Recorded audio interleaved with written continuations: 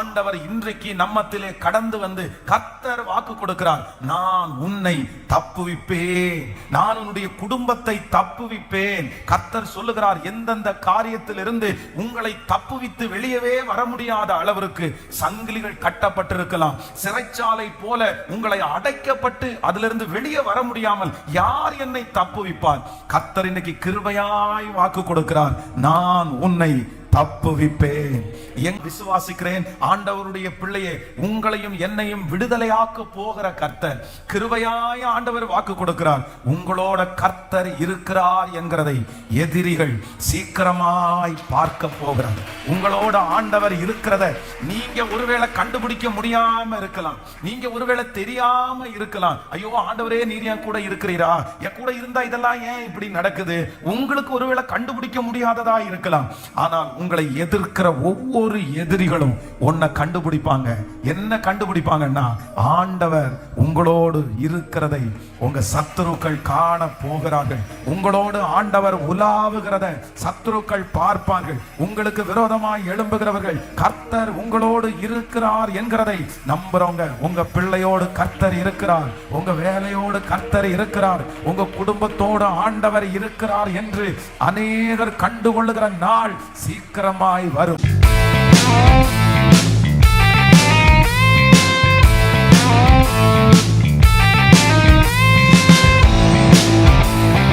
தானியேலின் தீர்க்க தரிசன புஸ்தகம் 3ஆம் அதிகாரத்தினுடைய 17வது வசனத்தை ஆண்டவர் என்னுடைய இருதயத்திலே வைத்தார். தானியேல் எழுதின தீர்க்க தரிசன புஸ்தகம் 3ஆம் அதிகாரத்தினுடைய 17வது வசனம் எல்லாரும் சேர்ந்து வாசிக்க போகிறோம். நாங்கள் ஆராதிக்கிற எங்கள் தேவன் எங்களை தப்புவிக்க வல்லவராயிருக்கிறார். அவர் எரிகிற அக்கினி சூளைக்கும் ராஜாவாகிய உம்முடைய கைக்கும் நீங்களாக்கி அவர் விடுவிப்பார். இன்னொரு விஷயம் கூட வாசிக்கலாம். நாங்கள் ஆராதிக்கிற எங்கள் தேவன் எங்களை தப்புவிக்கிறதற்கு வல்லவராயிருக்கிறார். அவர் எரிகிற அக்கினி சூளைக்கும் ராஜாவாகிய உம்முடைய கைக்கும் நீங்களாக்கி அவர் விடுவிப்பார். ஹல்லேலூயா. கர்த்தருடைய பிள்ளைகளே, ஆண்டவர் வாக்கு கொடுக்கிறார். நீங்களும் நானும் ஆராதிக்கிற தேவன், அவருடைய சமூகத்திலே உட்கார்ந்து ஆராதித்துக் கொண்டிருக்கிறோமே, அந்த தேவனாகிய கர்த்தர் இன்று கிருபையாய் வாக்கு கொடுக்கிறார். அவர் உங்களை தப்புவிக்கிறதற்கு அவர் வல்லவராயிருக்கிறார். அவர் எங்கிருந்து தப்புவிப்பாராமா? எரிகிற அக்கினி சூளைக்கும் ராஜாவாகிய உம்முடைய கைக்கும் எங்களை தப்புவிக்கிறதற்கு அவர் வல்லவராயிருக்கிறார். ஆண்டவர் இன்றைக்கு நம்மத்திலே கடந்து வந்து கர்த்தர் வாக்கு கொடுக்கிறார். நான் உன்னை தப்புவிப்பேன், நான் உன்னுடைய குடும்பத்தை தப்புவிப்பேன். கர்த்தர் சொல்லுகிறார், எந்தெந்த காரியத்திலிருந்து உங்களை தப்புவித்து வெளியவே வர முடியாத அளவிற்கு சங்கிலிகள் கட்டப்பட்டிருக்கலாம், சிறைச்சாலை போல உங்களை அடைக்கப்பட்டு அதிலிருந்து வெளியே வர முடியாமல் யார் என்னை தப்புவிப்பார்? கர்த்தர் இன்னைக்கு கிருபையாய் வாக்கு கொடுக்கிறார். நான் உன்னை தப்புவிப்பேன். எங்கள் தேவனாகிய கர்த்தர் எங்களை தப்புவிக்கிறதற்கு வல்லவராயிருக்கிறார். இந்த பிரச்சனையிலிருந்து உங்களை தப்புவிக்கிறதற்கு கர்த்தர் வல்லவராயிருக்கிறார். இஸ்ரவேலின் ஜெயபலமான ஆண்டவர் வாக்கு கொடுக்கிறார். நிச்சயமாகவே இந்த பிரச்சனையிலிருந்து நீங்க தப்புவித்து வெளியே வருவீர்கள். இந்த சூழ்நிலையிலிருந்து ஆண்டவர் உங்களை தப்புவித்து கொண்டு வருவேன் என்று கர்த்தர் வாக்கு கொடுக்கிறார். நான் எப்படி தப்புவிப்பேன், எப்படி தப்புவிப்பேனே எனக்கு தெரியலையே, எனக்கு விரோதமா இருக்கிற சூழ்நிலை அவ்வளவு பெரிது, ஐயோ யாராலும் தப்புவிக்க முடியாது, நான் ஒரு பெரிய முதலையினுடைய வாயில சிக்கினது போல நான் சிக்கிட்டு இருக்கிறேன், நான் சிக்கிட்டு இருக்கிற அந்த சூழ்நிலை வித்தியாசமானது, யார் நினைச்சாலும் என்ன தப்புவிக்க முடியாது, யார் உதவி செய்தாலும் என்ன கைதூக்கி எடுக்க முடியாது. ஆனால் இன்று கர்த்தர் கிருபையாய் வாக்கு கொடுக்கிறார். நாம் ஆராதிக்கிற தேவன் இந்த கடனிலிருந்து உங்களை தப்புவிப்பார், இந்த வியாதியிலிருந்து உங்களை தப்புவிப்பார், இந்த பண போராட்டத்திலிருந்து தப்புவிப்பார், இந்த பிரச்சனையிலிருந்து ஆண்டவர் தப்புவிப்பார். இந்த சூழ்நிலையிலிருந்து கர்த்தர் வாக்கு கொடுக்கிறார். நீங்க தற்கொலை பண்ணிக்க வேண்டாம், நீங்கள் மரிக்க வேண்டிய அவசியம் இல்லை, இதிலிருந்து தப்புவிக்கவே முடியாதுன்னு நினைச்சு நீங்க வேற எந்த முடிவும் எடுக்க வேண்டாம். கர்த்தர் வாக்கு கொடுக்கிறார். நான் உன்னை தப்புவிப்பேன். ஹல்லேலூயா. அப்போஸ்தலனாகிய பவுல் வந்து சிறைச்சாலையிலே அடைக்கப்பட்டு கிடக்கிறார். திடீர்னு பார்த்தா அங்க காவல் காக்கிற அந்த மனுஷன் வந்து ரொம்ப சின்சியரான ஒரு ஒர்க் பண்றவர், அப்படின்னா எல்லாத்தையும் ரொம்ப பத்திரமா பாதுகாக்கிறவர். மேல் அதிகாரிகள் எல்லாம் வந்து பாத்தீங்கன்னா இந்த மனுஷனை நம்பி இந்த சிறைச்சாலையை ஒப்பு கொடுத்து போவாங்க. ஆனா திடீர்னு அவன் காலையில இடையில எந்திரிச்சு செக் பண்ணி பார்க்கும்போது வேதம் சொல்லுது கதவுகள் எல்லாம் அப்படியே திறந்து கிடக்குது. அப்படியே உடனே பயம் பிடிச்சிருச்சு. அவ்வளவுதான், நம்ம மாட்டிக்கிட்டோம், நம்ம சிக்கிட்டோம், எல்லா திருடர்கள் அப்படின்னு நினைக்கிறவங்க எல்லாம் ஓடிட்டாங்க அப்படின்னு நினைச்சு அவனே அவன் வந்து சூசைட் பண்றதுக்கு, தற்கொலை பண்ணி கொள்கிறதுக்கு, அவனுடைய கையிலே இருக்கிற பட்டயத்தினால இதுக்கு மேல நம்மளால ஒண்ணும் பண்ண முடியாது, நம்ம செத்துருவோம் அப்படின்னு நினைச்சு பட்டயத்தை எடுக்கும் போது அங்க இருந்து ஒரு சத்தம் வருது, நீ அந்த மாதிரி உனக்கு எந்த கேடும் நீ வரவிக்க வேண்டாம், நாங்க எல்லாம் இங்கதான் இருக்கிறோம், இங்கதான் இருக்கிறோம். நான் நம்புறேன் அந்த மனுஷனுடைய அந்த எண்ணத்தை அந்த இடத்திலே ஊழியக்காரன் மூலமாய் கர்த்தர் தடுத்து நிறுத்துகிறார். ஆண்டவருடைய பிள்ளையே, இதிலிருந்து நான் தப்புவிக்க முடியாதுன்னு நினைச்சு நீங்க ஏதோ ஒரு காரியத்திற்கு அடிமைக்கு நேராய் பிசாசு உங்களை கொண்டு போகலாம். நீ இதுல இருந்து தப்புவிக்க முடியாது, அதனால குடிகாரனா மாறி செத்து போயிரு, இல்லைன்னா நீங்க சிகரெட் அடிச்சு அப்படியே செத்து போயிரு, இல்ல அப்படின்னு சொன்னா இந்த மாதிரி ஒரு பழக்கத்துல போய் நீ இறந்து போயிரு அப்படின்னு ஏதோ ஒரு காரியத்திலிருந்து என்னால விடுவித்து வெளியே வர முடியாது அப்படின்னு நினைக்கலாம். ஆனா கர்த்தர் வாக்கு கொடுக்கிறார், நாங்கள் ஆராதிக்கிற தேவன் எங்களை தப்புவிக்கிறதற்கு வல்லவராயிருக்கிறார். உங்க பிள்ளைய அந்த இடத்துல இருந்து கர்த்தர் தப்புவிப்பார். உங்க குடும்பத்தை அந்த இடத்துல இருந்து ஆண்டவர் தப்புவிப்பார். உங்க கணவனார ஆண்டவர் அந்த இடத்துல இருந்து தப்புவிப்பேன் என்று கர்த்தர் வாக்கு கொடுக்கிறார். அது எரிகிற அக்கினி சூளையா இருந்தாலும், யாரும் எதிர்த்து நிற்க முடியாததா இருந்தாலும், அது ராஜாவுடைய கோபமா இருந்தாலும் கர்த்தர் வாக்கு கொடுக்கிறார், எரிகிற அக்கினி சூளைக்கும் ராஜாவுடைய கைக்கும் கர்த்தர் தப்புவிக்கிறதற்கு நல்ல கரங்களை தட்டி, நல்ல கரங்களை தட்டி ஹல்லேலூயா ஆமென். கைக்கு நீங்களாக்கி விடுவிக்கிறவர். இங்க இந்த பிள்ளைகள் சந்திக்கிற இந்த ரெண்டு பிரச்சனையுமே என்ன பிரச்சனைனா, தப்புவிக்க முடியாதது மாதிரி பிரச்சனை. ஒண்ணு அக்கினி, அதான் அவங்க சொல்றாங்க இந்த அக்கினி சூளை, அதற்கு யாரும் தப்புவிக்க முடியாது. அதே போல ராஜாவாகிய உம்முடைய கைக்கும், இந்த ராஜாவுக்கு இவங்க எல்லாம் வணங்காத உடனே என்ன பண்ணுதுன்னா பயங்கரமான கோபம் வருது. என்ன, நம்முடைய ராஜ்யத்துல இருக்கிற அத்தனை பேரும் இந்த மாதிரி வணங்கிட்டாங்க, இவனும் என்னன்னா அடுத்த நாட்டுல இருந்து வந்து இந்த மாதிரி வணங்க மாட்டேன்றாங்க. அதனால அவருடைய கோபம் அதிகமாகுது. ஐயோ, ராஜா கோபப்பட்டாரு, ராஜா கோபப்பட்டா எப்படி தாங்க முடியும், எப்படி விடுதலையாக முடியும்? ஆனால் கர்த்தரை ஆராதிக்கிற பிள்ளைகளை அக்கினி சூளைக்கும் ராஜாவினுடைய கைக்கும் கர்த்தர் நீங்களாக்கி கிருபையாய் கர்த்தர் தப்புவிப்பார், கிருபையாய் கர்த்தர் தப்புவிப்பார். இந்த 100 days ஜெபம் முடிகிறதற்குள்ள நான் விசுவாசிக்கிறேன் நீங்க ஒரு சாட்சியோட வருவீங்க. பாஸ்டர், இதுல இருந்து நான் வெளியவே வர முடியாதுன்னு நினைச்சேன், எப்படி இதுல இருந்து தப்புவிக்க போறேனோன்னு நினைச்சேன், ஆனா ஆண்டவர் ரொம்ப சுலபமாய், லகுவாய், அழகாய் இந்த காரியத்திலிருந்து என்னை கிருபையாய் தப்புவித்தார் என்று நீங்கள் சாட்சி சொல்லுகிற நாள் வரும். நம்புறவங்க கரங்களை தட்டி ஆமென் முழு பலத்தோட thank you Jesus, thank you Jesus, hallelujah. ஆண்டவருடைய பிள்ளைகளை, இந்த தானியேல் எழுதின இந்த தீர்க்கதரிசன புத்தகத்தினுடைய 3வது அதிகாரத்துல வந்து ஆண்டவர் வந்து நிறைய வாக்குத்தத்தங்களை கிருபையா இந்த இடத்துல வச்சிருக்கிறார். ஒவ்வொன்னா நம்ம தியானிச்சு நம்ம எல்லாரும் இதற்காக இன்னைக்கு ஜெபிக்க போறோம். வாசிக்கலாம். முதலாவதாக 3ஆம் அதிகாரத்தினுடைய 18வது வசனத்தை வாசிக்கலாமா? ஆமென். 18வது வசனத்தை வாசிக்கும் போது 17 இருந்து வாசிக்கலாமே, 17 இருந்து வாசிக்கலாம். நாங்கள் ஆராதிக்கிற எங்கள் தேவன் எங்களை தப்புவிக்க வல்லவராய் இருக்கிறார், அவர் எரிகிற அக்கினி சூளைக்கும் ராஜாவாகிய உம்முடைய கைக்கும் நீங்களாக்கி விடுவிப்பார். அடுத்து, விடுவியாமற் போனாலும் நாங்கள் உம்முடைய தேவர்களுக்கு ஆராதனை செய்வதும் இல்லை, நீர் நிறுத்தின பொற்சிலையை வணங்குவதும் இல்லை என்கிறது ராஜாவாகிய உமக்கு தெரிந்திருக்க கடவது என்றார்கள். ஹல்லேலூயா. கர்த்தருடைய பிள்ளைகளே, ரொம்ப அழகா இந்த 3ஆம் அதிகாரத்துல ஒன்று வாசிக்கிறோம். ரொம்ப ஆச்சரியமா இருக்குது. இங்க இந்த ராஜா வந்து இவர்களை அக்கினி சூளையில இப்ப போட்டுட்டாரு. இப்ப அக்கினி சூளையில போடும்போது வேதம் சொல்லுது, அடுத்த வசனத்தை வாசிங்களா நீங்க வந்து 24, 25 வாசிக்கலாமா? 24வது வசனத்தையும் 25வது. அப்பொழுது ராஜாவாகிய நேபுகாத் நேச்சார் பிரமித்து தீவிரமாய் எழுந்திருந்து தன் மந்திரிமார்களை நோக்கி, 3 புருஷர்களை அல்லவோ கட்டுண்டவர்களாக அக்கினியிலே போடுவித்தோம் என்றான். அவர்கள் ராஜாவுக்கு பிரதி உத்தரமாக, ஆம் ராஜாவே என்றார்கள். அதற்கு அவன், இதோ 4 பேர் விடுதலையாய் அக்கினியில் நடுவிலே உலாவுகிறதை காண்கிறேன். அவர்களுக்கு ஒரு சேதமும் இல்லை. 4ஆம் ஆளின் சாயல் தேவ புத்திரனுக்கு ஒப்பாயிருக்கிறது. ஆமென்.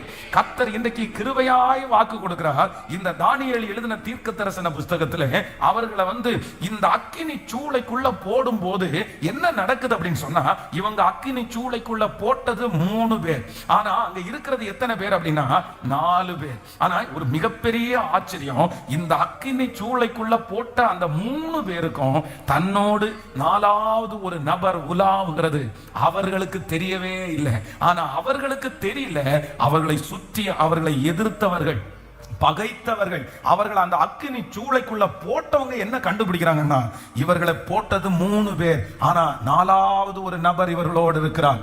அதனுடைய சாயல் தேவ புத்திரனுடைய சாயலா இருக்கிறது. நான் விசுவாசிக்கிறேன், ஆண்டவருடைய பிள்ளையே, உங்களையும் என்னையும் விடுதலையாக்க போகிற கர்த்தர், கிருபையாய ஆண்டவர் வாக்கு கொடுக்கிறார். உங்களோட கர்த்தர் இருக்கிறார் என்கிறதை எதிரிகள் சீக்கிரமாய் பார்க்க போகிறார். உங்களோட ஆண்டவர் இருக்கிறத நீங்க ஒருவேளை கண்டுபிடிக்க முடியாம இருக்கலாம், நீங்க ஒருவேளை தெரியாம இருக்கலாம். ஐயோ ஆண்டவரே, நீர் என் கூட இருக்கிறீரா, என் கூட இருந்தா இதெல்லாம் ஏன் இப்படி நடக்குது, உங்களுக்கு ஒருவேளை கண்டுபிடிக்க முடியாததா இருக்கலாம். ஆனால் உங்களை எதிர்க்கிற ஒவ்வொரு எதிரிகளும் ஒன்ன கண்டுபிடிப்பாங்க. என்ன கண்டுபிடிப்பாங்கன்னா, ஆண்டவர் உங்களோடு இருக்கிறதை உங்க சத்துருக்கள் காண போகிறார்கள். உங்களோடு ஆண்டவர் உலாவுகிறத சத்துருக்கள் பார்ப்பார்கள். உங்களுக்கு விரோதமாய் எழும்புகிறவர்கள், கர்த்தர் உங்களோடு இருக்கிறார் என்கிறதை நம்புறவங்க, உங்க பிள்ளையோடு கர்த்தர் இருக்கிறார், உங்க வேலையோடு கர்த்தர் இருக்கிறார், உங்க குடும்பத்தோடு ஆண்டவர் இருக்கிறார் என்று அநேகர் கண்டுகொள்ளுகிற நாள் சீக்கிரமாய் வரும். அதனாலதான் இவன் ஆசீர்வதிக்கப்படுறான். அதனாலதான் இவனுக்கு பாதுகாப்பு. கர்த்தர் திருஷ்டாந்தரமாய் ஆண்டவர் வெளிப்படுத்த போறார். ஈசாக்கை குறித்து வேதம் சொல்லுது, அவனை கேராரூர் மேய்ப்பர் என்ன சொல்றாங்க அப்படின்னு சொன்னா, உன்னை கேட்கறதுக்கு யார் இருக்காங்கன்னு கேட்டு அவனோடு வாக்குவாதம் பண்ணுறாங்க. ஈசாக்கை குறித்து நமக்கு எல்லாருக்கும் தெரியும், ரொம்ப ஒரு வெகுளியான ஒரு பர்சன் தான் யாருன்னா ஈசாக்கு. வாய் பேச தெரியாது, திட்ட தெரியாது. தன்னுடைய வாலிப நாட்களிலே அப்பா அந்த மரக்கட்டையில மேல படுக்க வச்சு கட்டி கத்திய ஓங்கும் போது கூட எதுவுமே வாய் திறவாத ஆட்டை போல இருந்தவன் தான் இந்த ஈசாக்கு. அப்படி ஒரு வெகுளித்தனமான ஒரு பிள்ளை, அவ்வளவு கஷ்டப்பட்டு அந்த துறவை தோண்டினா அந்த ஊர்ல இருக்கிறவங்க எல்லாம் அவனோட வாக்குவாதம் பண்ணி, உன்னை கேட்கறதுக்கு யார் இருக்கா, உனக்காக யார் சண்டை போடுவா, உன்னை யாரும் கேட்க மாட்டாங்க, நீ ஒரு அனாதை போல, நீங்க இந்த ஊர்ல பிழைக்கத்தானே வந்த அப்படின்னு அவனை கேட்கறதுக்கு யாரும் இல்லைன்னு துரத்துனாங்க. அவனோட யாருமே இல்லைன்னு அவங்க நினைச்சாங்க. ஆனா வேதம் சொல்கிறது, கர்த்தர் ரகபோத் என்கிற ஒன்றை கர்த்தர் கட்டளையிட்டு, இப்பொழுது கேராரூர் மேய்ப்பரெல்லாம் அவனிடத்துல ஒரே ஒரு வார்த்தை சொல்றாங்க, நிச்சயமாய் கர்த்தர் உம்மோடு இருக்கிறார் என்கிறதை கண்டோம். நிச்சயமாய் ஆண்டவர் உங்களோடு இருக்கிறார் என்கிறதை கண்டோம். நான் விசுவாசிக்கிறேன், கர்த்தர் உங்களுக்கு ஒரு ரகபோத்தை தருவார். சீக்கிரமாய் ஒரு ரகபோத்தை கர்த்தர் தருவார். இந்த இயேசுக்கு முடிவுக்கு வரும், இந்த சித்தனா முடிவுக்கு வரும். இயேசுக்குல உங்க கூட இருக்கிறத கர்த்தரை கண்டுபிடிக்க முடியாது. சித்தனாவுல உங்க கூட யார் இருக்கிறாங்கன்றத கண்டுபிடிக்காம உங்களை துரத்துனாங்க. ஆனா கர்த்தர் வாக்கு கொடுக்கிறார், இந்த ஜெபம் முடியும் போது உங்களுக்கு ஒரு ரகபோத்தை கர்த்தர் தருவார். அந்த ரகபோத்துல உங்க தலையை ஆண்டவர் நிமிர பண்ணுவார். அந்த ரகபோத்துல நீங்க இழந்ததை பெற்றுக் கொள்ளுவீங்க.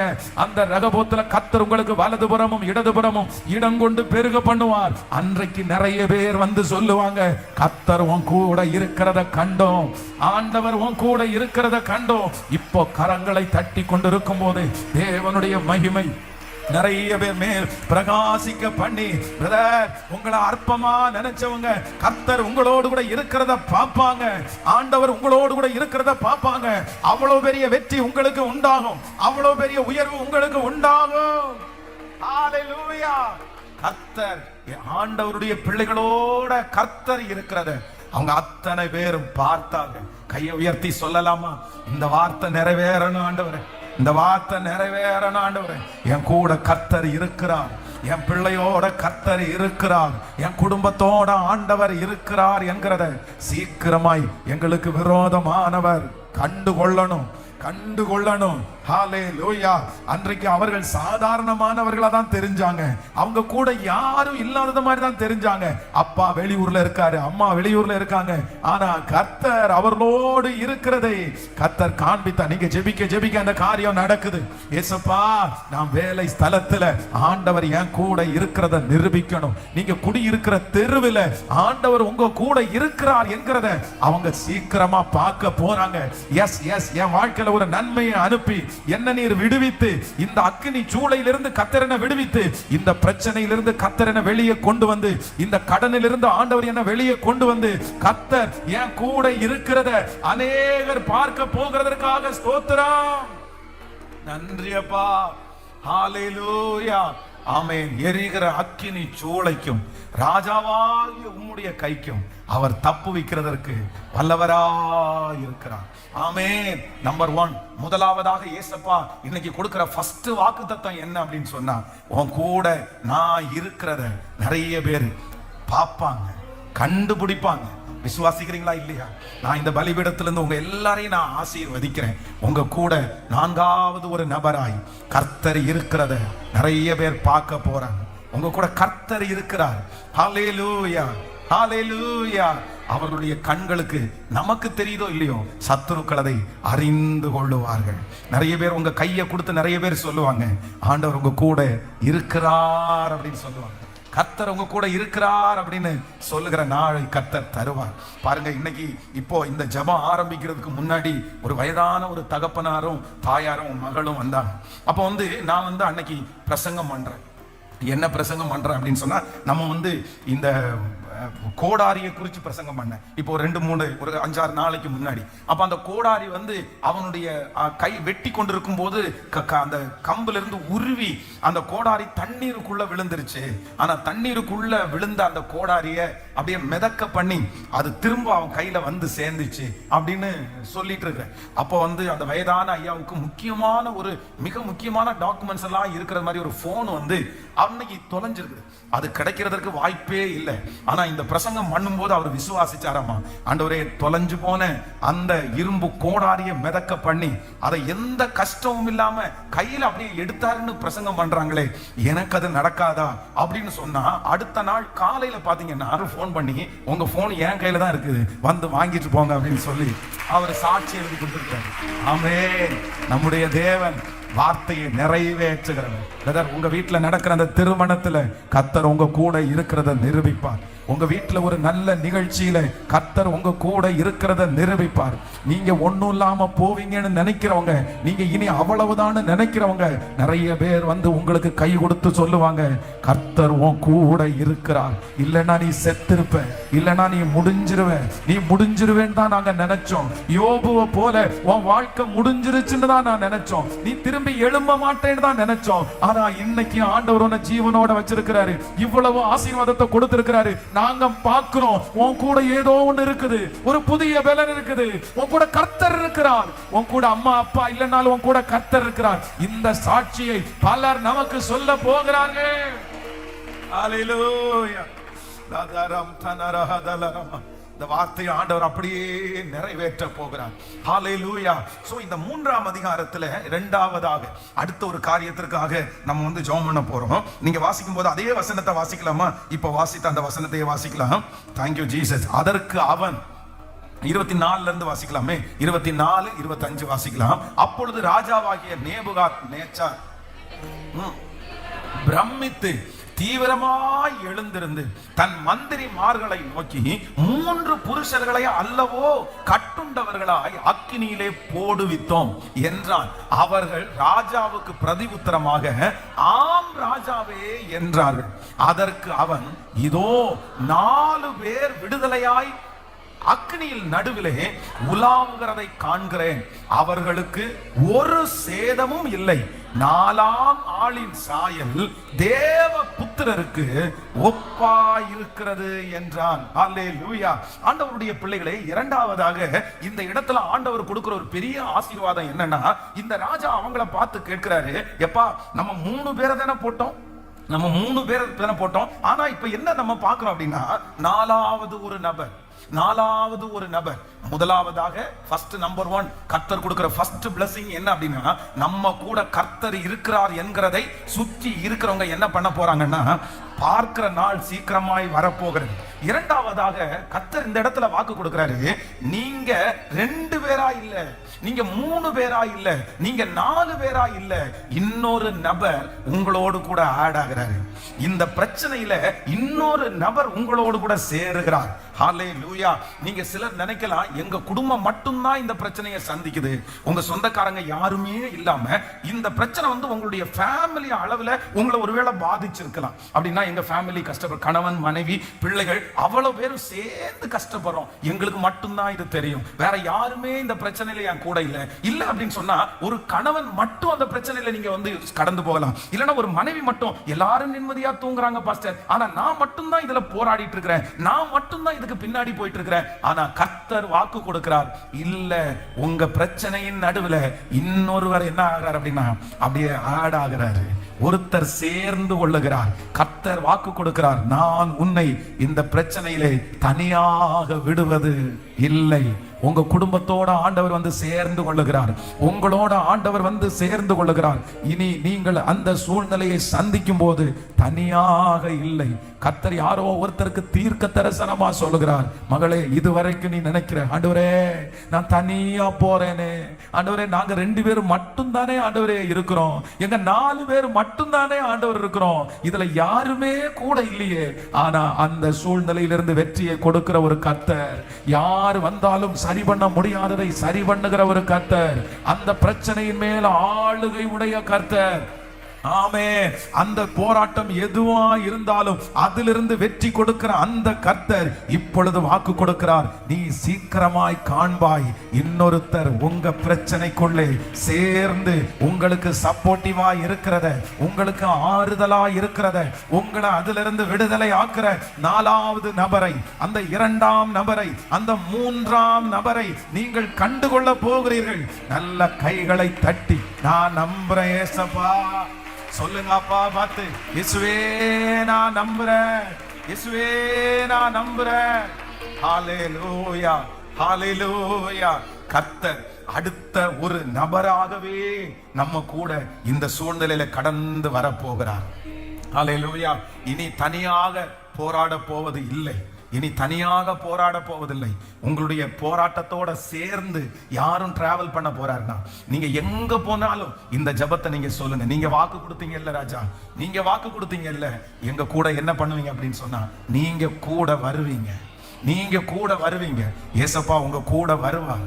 நீ வானத்திற்கு ஏறினாலும் அங்கே அவர் இருக்கிறார், நீ பாதாளத்தில் படுக்கை போட்டாலும் அங்கேயும் கர்த்தர் இருக்கிறார். நீங்க போகிற இடமெல்லாம் உங்களோடும் என்னோடும் ஒருவர் கிருபையாய் கடந்து வருகிறார். கையை உயர்த்தி எல்லாரும் இதற்காக ஜெபிக்க போறோம். இந்த 2வது ஆசீர்வாதம் உங்க தலைமையில இருக்கட்டும். இன்றைக்கு ஆண்டவர் தானியேலுக்கு எழுதின 3வது அதிகாரத்தின்படி நம்மளை ஆசீர்வதித்துக் கொண்டிருக்கிறார். நான் உன்னை விடுவிக்க வல்லவர், அக்கினி ஜூளைக்கும் ராஜாவினுடைய கைக்கும் நான் உன்னை விடுதலையாக்குவேன். சொல்லுங்க எல்லாரும் கையை உயர்த்தி, என் கூட நீங்க வாங்க, என் கூட நீங்க வாங்க. என் குடும்பம் மட்டுமல்ல, என் குடும்பத்துல 5வது நபரா நீங்க இருக்கணும் ஆண்டவரே. என் கணவன் மனைவியினுடைய வாழ்க்கையில நீங்க என் கூட இருக்கணும் ஆண்டவரே. சொல்லுங்க சத்தத்தை உயர்த்தி. ஆமென். ஹல்லேலூயா, ஹல்லேலூயா, ஹல்லேலூயா. கிருபையான கர்த்தர். ஆமென். பீகார் வந்து ரொம்ப ஒரு மோசமான ஒரு இடமா இருந்துச்சு. கிட்டத்தட்ட 15 ஆண்டுகளுக்கு முன்னாடி பாத்தீங்கன்னா பீகார்ல வந்து யாருமே இரவு நேரங்கள்ல வந்து அவ்வளவு ஈஸியா வந்து அந்த இடத்துல நம்ம தனியா நடந்து போயிட முடியாது. ஆண்களா இருந்தாலும் பெண்களா இருந்தாலும் நடந்து போறதற்கு கஷ்டம். இப்ப சமீபத்துல பாத்தீங்கன்னா ஒரு 3 நாளைக்கு முன்னாடி இந்த ஏரியாவில் இருக்கிற ஒரு 2 பேர் வந்தாங்க. அப்ப அந்த 2 பேர் உள்ள வந்து சொன்னாங்க, நாங்க வந்து எந்த சர்ச்சுக்குமே உள்ள வந்ததில்லை, பட் ஒரு சின்ன ஒரு பிரச்சனைக்காக 2 பேரும் உள்ள வந்தாங்க. வந்து உட்கார்ந்துட்டு அவங்க வந்து சொன்னாங்க, இது வந்து எங்க அப்பாவோட இடம் அப்படின்னா. எங்க அப்பாவோட இடம். அவருடைய அப்பாவோட இடத்தை நமக்கு இப்ப வித்திருக்கிற அந்த ஓனருக்கு அவங்க சினிமா தியேட்டர் கட்டுறதுக்காக இந்த இடத்தை வந்து வித்திருக்காங்க. இந்த இடம் வந்து வாங்கப்பட்ட நோக்கம் என்ன அப்படின்னா, அன்னைக்கு இந்த சினிமா ரொம்ப அதிகமா இருந்தபோது சினிமா தியேட்டர் கட்டுறதுக்காக இந்த இடத்தை வாங்கியிருக்கிறாங்க. அப்ப அவர் வந்து உட்கார்ந்து சொன்னாரு, சார் நீங்க வாங்கி இருக்கிற இந்த இடம் ஒரு 25 வருஷத்துக்கு முன்னாடி எப்படி இருந்துச்சு தெரியுமா சார்? ஒன்றும் இல்லை சார், இந்த இடத்துல எல்லாம் நாங்கள் நடந்திருக்கிறோம். இந்த இடம் முழுக்க சாராயம் காய்ச்சி விற்கிற இடம் தான் இந்த இடம். நிறைய பேர் சாராயம் இங்கே தான் காய்ச்சுவாங்க. ஐயோ இந்த வழியில எல்லாம் போகவே முடியாது, ரொம்ப மோசமான ஏரியா. 6 மணிக்கு மேல யாருமே இந்த இடத்த நடமாட மாட்டாங்க. ஆனா இன்னைக்கு இந்த இடத்துல இவ்வளவு பெரிய திருச்சபை வந்திருக்கிறது எங்களுக்கு ரொம்ப ஆச்சரியமா இருக்குது அப்படின்னு சொன்னாங்க. அப்போ இந்த பீகார்ல பாத்தீங்க அப்படின்னா பல ஆண்டுகளுக்கு முன்னாடி ஆண்கள் நடந்தா கூட அந்த பாக்கெட்ல இருக்கிற பணத்தை எல்லாம் எடுத்துருவாங்க. இங்க கூட அதே போலதான் நடந்திருக்குது. யாரும் வந்து பணத்தையோ பொருளோ எடுத்துட்டு வர முடியாது. அப்போ வந்து 2 ஊழியக்கார சிஸ்டர்ஸ், பசங்க யாரும் இல்லை, இவங்க 2 பேரும் வந்து இப்ப தமிழ்நாட்டில இருந்து என்ன பண்றாங்கன்னா, இவங்க ஊழியத்திற்காக போறாங்க. இவங்க வந்து ட்ரெயின் புக் பண்ணியிருந்தாங்க. அந்த ட்ரெயின் வந்து காலையில போய் இறங்கி அதுக்கப்புறம் இவங்க ஆபீஸ்க்கு போறது மாதிரி பிளான் பண்ணா, திடீர்னு இந்த ட்ரெயின் வந்து ரொம்ப லேட்டு, நடு ராத்திரி 12 மணிக்கு ரயில்வே ஸ்டேஷன்ல இந்த ட்ரெயின் போய் நிக்குது. இப்போ இவங்க 2 பேருக்கும் பயங்கரமான பயம். அங்கேயும் இருக்க முடியாது, ரூமுக்கும் போக முடியாது, என்ன பண்றதுன்னே தெரியல. அப்போ ஒரு ஆட்டோக்காரங்களை கூப்பிட்டாங்களாமா, இந்த மாதிரி இந்த இடத்துக்கு எங்களை கொண்டு போய் விடுவீங்களா அப்படின்னு கேட்ட உடனே, இது லிட்டரலா நடந்த சம்பவம். சரி பரவாயில்ல ஏறுங்க, கொண்டு போய் விடுறேன்னு சொன்னாங்களாமா.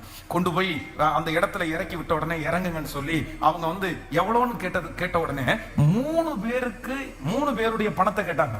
உடனே இவங்க கேட்டாங்களாமா, என்ன இவ்வளவு கேக்குறீங்க? என்ன? ஆமா, நீங்க 3 பேரும் இவ்வளவு, நீங்க 2 சிஸ்டர்ஸ் அவ்வளவு பெரிய உருவம் உள்ள ஒருத்தர், இந்த 3 பேருக்கு இவ்வளவு கூட கொடுக்க மாட்டீங்களா? நீங்க கொடுங்க அப்படின்னு சொல்லி 3 பேருடைய காசை வாங்கினாங்களாமா. அப்பதான் இவங்களுக்கு தெரிஞ்சிருச்சாமா, இவங்க 2 பேரும் இல்ல, கர்த்தர் தூதர்களை அனுப்பி 3வது ஒரு நபரை அனுப்பி அந்த 2 பேருக்கும் கர்த்தர் அழகான பாதுகாப்பை கொடுத்து அருமையா அவங்க ஊழியம் அந்த புத்தகத்துல படிக்கும் போது எனக்கு ரொம்ப ஆச்சரியமா இருந்துச்சு.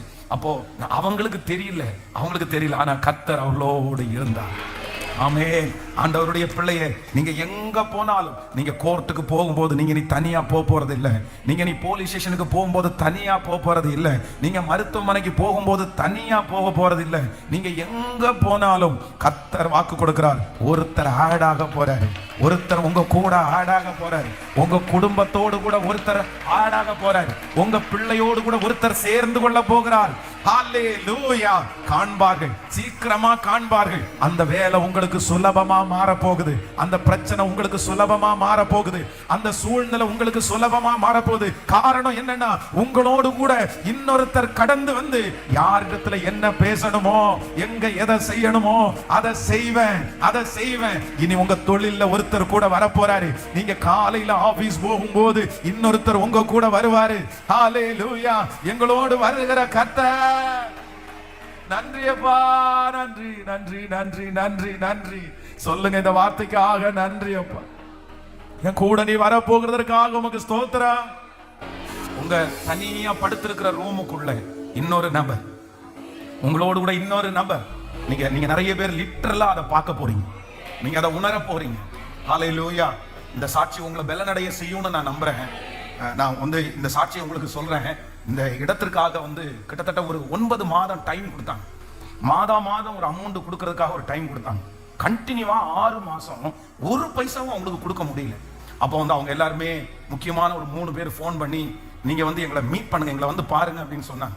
அப்ப நான் அவங்கள்ட்ட சொன்னேன், நான் வந்து ஒரு 2-3 பேரோட சேர்ந்து வரட்டுமா அப்படின்னு கேட்டேன். கேட்கும்போது அவங்க சொன்னாங்க, இல்ல நீங்க மட்டும் தனியா வாங்க, வேற யாரையும் கூட்டிட்டு வர வேண்டாம் அப்படின்னா. அப்போ வந்து நான் இங்கிருந்து போகும்போது கண்டிப்பா அவங்க திட்ட போறாங்க அப்படின்னு எனக்கு தெரிஞ்சிருச்சு. உடனே இங்கிருந்து வண்டியில போகும்போது ஜெபம் பண்ணிட்டே போறேன், ஏசப்பா நீங்க ஏன் கூட வாங்க, எனக்கு என்ன பண்றதுன்னு எனக்கு தெரியல அப்படின்னு. அப்ப நான் போன உடனே என்ன சென்டர்ல உட்கார வச்சு கிட்டத்தட்ட ஒரு 7-8 பேர் கேள்வி மேல கேள்வி கேட்டாங்க. அந்த கேள்வி எதுக்குமே எனக்கு பதில் சொல்ல முடியல. என்கிட்ட கேட்டாங்க, எதுக்கு நீங்க வந்து வாங்க முடியலன்னா எதுக்கு அக்ரிமெண்ட் போட்டீங்க, எதுக்கு நீங்க அட்வான்ஸ் கொடுத்தீங்க, அகைன் வந்து ஒரு ஃபாதர், சர்ச் ஃபாதரா இருந்துட்டு இப்படி வந்து நீங்க டைமுக்கு கொடுக்குறேன்னு சொல்லிட்டு நீங்க மாத்தலாமா, இது உங்களுக்கு நியாயமா இருக்குதா, அப்படி கேள்வி மேல கேள்வி கேட்டாங்க. நான் ரொம்ப உடஞ்சிட்டேன், என்ன பண்றேனே தெரியல. நீங்க ரொம்ப தப்பு பண்ணிட்டீங்க. நாங்க வந்து கடவுளுக்கு பயப்படுகிற ஒரே காரணத்துக்காக தான் இந்த பணத்தை ரிட்டர்ன் கொடுக்காம இருந்தோம். இல்ல அப்படின்னா தூக்கி மூஞ்சில வீசி நாங்க பாட்டுக்கு போயிட்டே இருப்போம். நீங்க இப்படி பண்ணி இருக்கவே கூடாது. இப்போ ஒண்ணும் இல்ல, அடுத்து நீ கொஞ்ச நாளைக்குள்ள ஒரு 1 வீக்குக்குள்ள நீங்க எங்களுக்கு இன்னொரு அமௌண்ட் நீங்க தரலைன்னா நாங்க வந்து இந்த பணத்தை கூட நாங்க கொடுக்க மாட்டோம். எங்க கடவுள் எங்களை பார்த்து போறோம் அப்படின்னு பயங்கரமா பேசுறாங்க. நான் ரொம்ப வருத்தத்தோட நான் சொன்னேன், இல்ல உங்களுக்கு வந்து ஒரு 7 days 7 நாள், இந்த 7 நாளுக்குள்ள அடுத்த ஒரு சின்ன அமௌண்ட் நான் கண்டிப்பா தரேன் அப்படின்ட்டு நான் இல்ல அப்படின்னு சொன்னா நீங்க அக்ரிமெண்ட் வேணா கேன்சல் பண்ணுங்க அப்படின்னு சொல்லிட்டு வெளியே வரேன். ஸோ அவங்க 7-8 பேர் அப்படியே என்ன ரொம்ப திட்டி அப்படியே ஆண்டவருடைய நீங்க என்ன ஜோம் பண்ணி கொடுத்தீங்க, ப்ரேயர் பண்ணி கொடுத்தீங்க, ஆனா ஏன் உங்க கடவுள் வந்து அந்த ப்ரேயரை கேட்கலையா, என்னென்னமோ பேசிட்டாங்க. ஸோ ரொம்ப துக்கத்தோடு வரும்போது அந்த கூட்டத்துக்குள்ள இருக்கிற ஒரே ஒருத்தர் மட்டும் எனக்கு வந்து அவங்க இப்படி பேசுறாங்கன்னு நினைச்சு மனசு வருத்தப்படுறாதீங்க ஃபாதர், நல்ல நீங்க நல்ல கடவுளுக்காக தானே, அது கண்டிப்பா நடந்துரும். அது மாதிரி எங்கேயாவது ஒரு இடத்துல நம்ம சோர்ந்து போயிருக்கும் போது ஆண்டவர் யாரையாவது ஒருத்தரை தூதனை மாதிரி நமக்கு கத்தர் வச்சிருப்பார். அத்தனை பேரும் நெகட்டிவா பேசும்போது, அத்தனை பேரும் எதிர்மறையா பேசும்போது ஒரே ஒருத்தரை மட்டும் கத்தர் பாசிட்டிவா பேசுறதுக்கு வைப்பாரு. நீங்க அத்தனை பேரும் பேசுறதை விட்டுட்டு இது ஒன்னே ஒண்ணு கத்தரால் அனுப்பப்படுறவங்கன்னு நினைச்சு நீங்க உடனே கத்தருக்கு சந்தோஷப்பட்டா போதும். அப்படியே வண்டியில ஏறி உட்கார்ந்து அங்கிருந்து டவுன் ஹால்ல இருந்து சர்ச்சு வரைக்குமே அங்கதான் பலிபீடம், சர்ச்சு வரைக்குமே அழுதுட்டு அந்த ஒரு இந்த பாடலை வந்து பாடிட்டே இருந்தேன். வர வர வர வர என்ன நம்புங்கப்பா, என்ன நம்புங்கப்பா, இந்த மாதிரி 2-3 பாடலை பாடி பாடி பலிபீடத்துல வந்து முழங்கால் படிட்டு அப்படியே அழுது அந்த பாட்டை பாடிட்டே இருக்கிறேன். பாடி முழங்கால் ரொம்ப வலிக்குது அப்படின்னு சொல்லிட்டு கீழே உட்கார்றேன். கரெக்டா என்னுடைய போனுக்கு ஒரு பிரதர் ஃபோன் பண்றாரு. ஃபோன் பண்ணி கேட்டாரு, இன்னைக்கு ஓனர்ஸ் எல்லாம் வர சொல்லியிருந்தாங்க, நீங்க போறேன்னு சொன்னீங்கல்ல, என்ன ஆச்சு அப்படின்னு கேட்டாரு. கேட்ட உடனே இல்ல பிரதர் ரொம்ப சத்தம் போட்டாங்க, 7 நாளையில அந்த அமௌண்ட்டை கொஞ்சம் கொடுக்கலன்னா அக்ரிமெண்ட்டை கேன்சல் பண்ணுவேன்னு சொன்னாங்க அப்படின்னு சொன்ன உடனே அவர் என்ன சொல்றாருன்னா, பாஸ்டர் என்கிட்ட கொஞ்சம் பணம் இருக்குது, நான் இப்போ வந்து பிசினஸ் பண்ணலாம்னு நினைச்சேன், பட் இப்போ எனக்கு சூழ்நிலை எல்லாம் சரியில்லை, நான் உங்க கையில தர்றேன், நீங்க அதை வச்சுக்கோங்க, நீங்க இந்த பிரச்சனையை சால்வ் பண்ணுங்க, நீங்க எப்ப வருதோ அப்போ கொடுங்க, எப்ப வருதோ அப்ப கொடுங்க. சோ ஆண்டவருடைய பிள்ளைகளை 7 நாளுக்குள்ள கிருபையா அந்த பணம் ரெடி ஆகி இப்ப நான் வண்டியில தனி ஒரு ஆளா, இப்ப அவங்க தனியா வர சொல்லல, நான் வந்து கையில பணம் வச்சிருக்கிறேன், அந்த பணத்தை நான் ஒரே ஆளா தனியா எடுத்துட்டு போய் அவங்க டேபிள் மேல அந்த பேகை வச்சேன். பேகை வச்சோன்னு அவங்க அத்தனை பேர் 8 பேரும் கேட்டாங்க, யாரும் உங்க கூட வரலையா, தனிமையா வந்தீங்க அப்படின்னு கேட்டாங்க.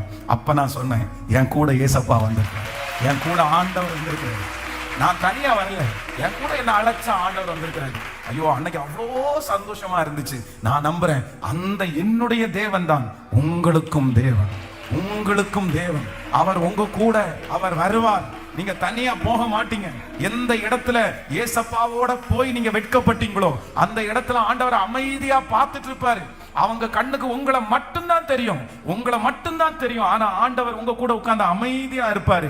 ஆனா கண்ணீரோடு விதைக்கிற நீங்க மறுபடியும் அவங்க முன்னாடி ஒரு நாள் நிப்பீங்க. கத்தர் மறுபடியும் அவங்க முன்னாடி உங்களை கொண்டு போய் நிற்பார். அன்னைக்கு நீங்க சத்தமா சொல்லுவீங்க, நான் தனியா வரல.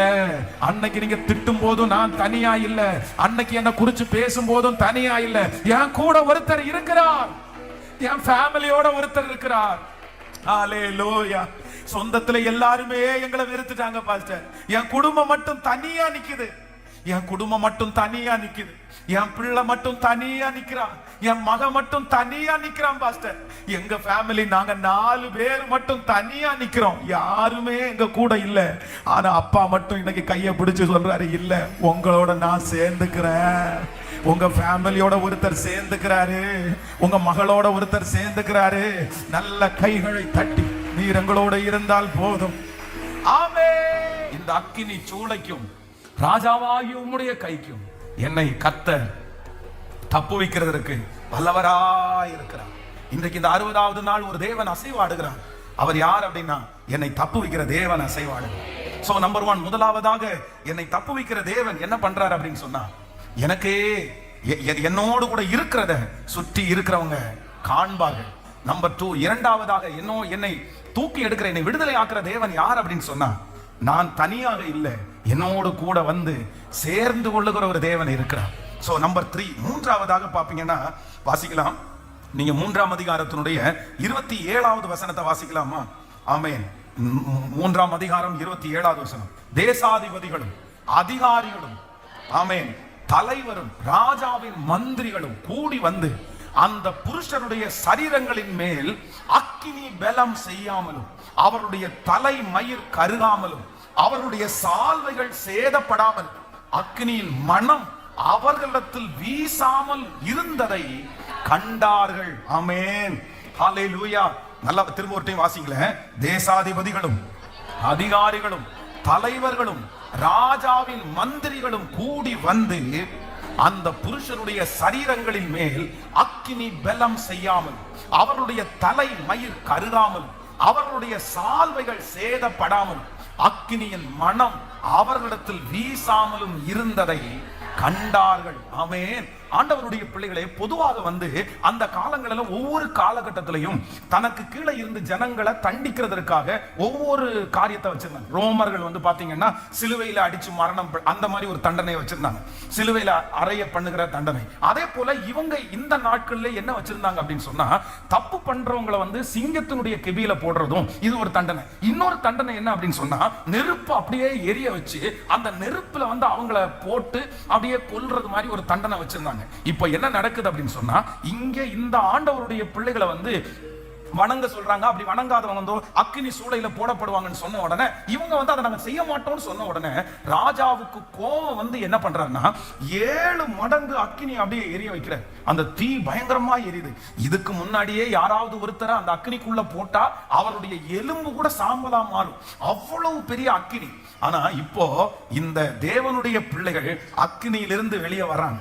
இந்த அக்கினியிலிருந்து வெளியே வரும்போது சுத்தி இருக்கிறவங்க எல்லாம் என்ன பண்றாங்கன்னா, டெஸ்ட் பண்றாங்க. ஃபர்ஸ்ட் என்ன டெஸ்ட் பண்றாங்கன்னா, அவங்களுடைய உடம்ப பாக்குறாங்க. எங்கேயாவது தீ காயம் பட்டு இருக்குதா? பொதுவா நம்ம ஒரு சின்ன பாருங்களேன், வீட்டுல இருக்கிற சுடுதண்ணி பாருங்களேன், ரொம்ப கொதிக்கிற சுடுதண்ணி நம்ம மேல விழுந்துச்சுன்னா கூட எல்லா இடத்துலயும் பாத்தீங்கன்னா அப்படியே ரொம்ப கஷ்டமாகும், அந்த தோல் எல்லாம் உறிஞ்சிரும், அது பெரிய பிரச்சனையா மாறி. எப்பவுமே தீ, நெருப்பு, இந்த மாதிரி சூடு இதை மட்டும் நம்முடைய உடம்பு எப்பவுமே தாங்காது, அது உடனே மெல்ட் ஆயிரும். உடனே அவங்க என்ன பண்றாங்கன்னா, சரீரத்தை டெஸ்ட் பண்றாங்க. ஆனா எந்த இடத்துலயும் அவர்களுக்கு என்ன படலைன்னா, தீ காயம் படவே இல்லை. சரி பரவாயில்ல. உடனே அடுத்து ரெண்டாவது எங்க செக் பண்றாங்கன்னா முடிய செக் பண்றாங்க. பொதுவா நம்முடைய சரீரத்துல எல்லாமே, இந்த விரல் கூட சீக்கிரமா எரியாது, ஆனா டக்குன்னு ஃபர்ஸ்ட் எரிகிறது என்ன அப்படின்னா முடிதான் ஃபர்ஸ்ட் கருகும். அதை நான் உங்களுக்கு இடையில கூட சொல்லியிருக்கேன். நம்ம சின்ன வயசுல நிறைய பேர் விளையாடுவோம். இந்த மெழுகுவத்தி எடுத்து வச்சு தலையில நம்ம நெருப்ப வச்சு அதுல ஒரு ஸ்மெல் வரும் பாருங்களேன், அப்போ எரி அந்த மாதிரி விளையாடும். அப்போ அது தொட்ட உடனே தீய பக்கத்துல கொண்டு போறதுக்கு முன்னாடியே என்னமோ பிளாஸ்டிக் மாதிரி நம்முடைய முடி அப்படியே கருக ஆரம்பிச்சிடும். இப்போ முடிய செக் பண்றாங்க. அந்த முடி என்ன பண்ணல அப்படின்னு சொன்னா, அது ஒண்ணுமே கருகவே இல்லை. சரி பரவாயில்ல. அவங்களுடைய ட்ரெஸ் செக் பண்ணுவோம்னா, ட்ரெஸ்ஸை விட முதல்ல யாருதான் செக் பண்றாங்கன்னா, சால்வைய. எப்பவுமே அந்த ஷால் தான் சீக்கிரமா எரியும்ல, அதை செக் பண்ணா அதுலயும் எந்த எதுவுமே பிரச்சனை இல்லை. கடைசியில என்ன பண்றாங்கன்னா, மோந்து பாக்குறாங்க. நமக்கு எப்பவுமே ஒரு அக்கினிக்குள்ள போறது பாத்தீங்கன்னா என்ன ஸ்மெல் இருக்கும்? அந்த எரிஞ்சு போன ஸ்மெல் இருக்கும் பாருங்களேன். நம்ம எரிஞ்ச இடத்துல போய் பாத்தீங்கன்னா அந்த ஸ்மெல்ல மாத்தவே முடியாது. இப்ப அவங்க ஸ்மெல் பண்ணி பார்த்தா அவங்க உடம்புல அக்கினி எரிஞ்சதுக்குரிய ஒரு வாசம் கூட இல்லை. அப்போ அவ்வளோ பெரிய பிரச்சனை. 7 மடங்கு அக்கினி சூழ அந்த பிள்ளைங்க உள்ள போயிட்டு வெளியே வர்றாங்க. வெளியே வந்தா அவர்களை செக் பண்ணி பார்த்தா ஒரு சேதமும் அவர்களுக்கு இல்லவே இல்லை, ஒரு சேதமும் இல்லை. நம்பர் 3, மூன்றாவதாக ஆண்டவர் இந்த சத்தத்தை கேட்கிற ஒவ்வொருத்தருக்கும் வாக்கு கொடுக்கிறார். ஆண்டவருடைய பிள்ளையே, நீங்கள் இப்பொழுது கடந்து போகிற இந்த பிரச்சனை, இந்த கடந்து போகிற இந்த சூழ்நிலை, கர்த்தர் இந்த அக்கினியிலிருந்து உங்களை சீக்கிரமா வெளியே கொண்டு வருவார். ஆனா இந்த அக்கினியிலிருந்து நீங்க வெளியே வரும்போது நீங்க என்ன நினைக்கிறீங்க? அது என்ன சுட்டுருமோ, அது என் சால்வையை எரிச்சிருமோ, அது என் தலைமுறையை கருக பண்ணிருமோ, அதனுடைய ஸ்மெல் என் மேல வருமோ, இந்த பிரச்சனை எனக்கு கடைசி வரைக்கும் இருக்குமோ அப்படின்னு நினைக்கிறீங்க. ஆனா ஆண்டவர் வாக்கு கொடுக்கிறார், இந்த பிரச்சனைக்குள்ள இருந்து நீங்க வெளியே வரும்போது அதனுடைய வாசனை கூட உங்க மேல படாது, வாசனை கூட உங்க மேல படாது. இப்படி ஒரு பிரச்சனைக்குள்ள நீங்க போனதை யாருமே கண்டுபிடிக்கவே முடியாத அளவிற்கு கர்த்தர் பெரிய மாற்றத்தை கர்த்தர் தருவார். ஆமென். இந்த பிரச்சனை நிமித்தமாய் இழந்து போன அந்த சரீர பலத்தை கர்த்தர் மீண்டும் தருவார். அந்த உடம்பு ஆண்டவர் மீண்டும் தருவார். அந்த பர்சனாலிட்டி ஆண்டவர் மீண்டும் தருவார். ஆமென். இந்த பிரச்சனையிலிருந்து நீங்கள் வெளியே வருவீர்கள், ஒரு சேதமும் இல்லாமல். ஹல்லேலூயா. நான் விசுவாசிக்கிறேன் 5 வருஷம் தாண்டி உங்களை செக் பண்ணும்போது இந்த மாதிரி ஒரு பிரச்சனை வந்துச்சான்னு நீங்க சொன்னா கூட அவங்க நிறைய பேர் நம்ப மாட்டாங்க.